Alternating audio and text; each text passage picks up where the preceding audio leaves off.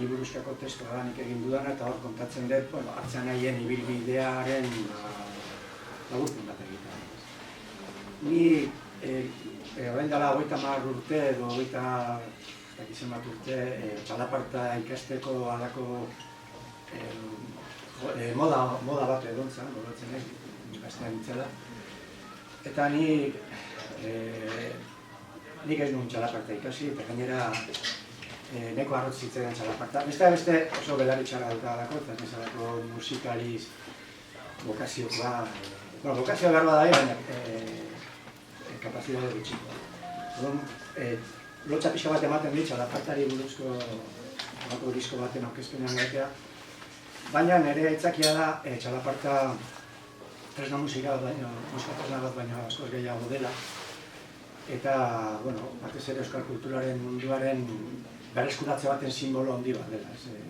Ez doka Amairuren garaian txalaparta izan zen, Enezonen libururen txalaparta hura izan zen ikurra, eta Artzanaiek Aznabartarren gandik eta beste batzuen gandik jasotako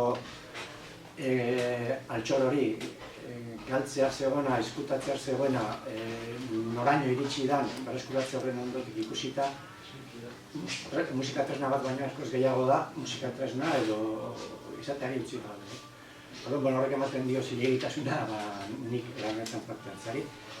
Eta horrekin batera, orain dela 16 urte edo Jesus Artze hiltzanean, Josean Artzek egin zidan eskaintzak Jesus Artzeren biografia idazteko.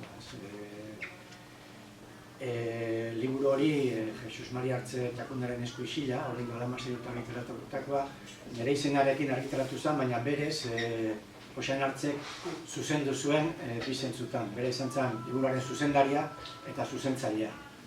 Eta neurri handi batean bion artean idatzi genuen. Orduan, liburuaren bidez hartu nintzen txalapartaren munduan eta Artzanaien munduan.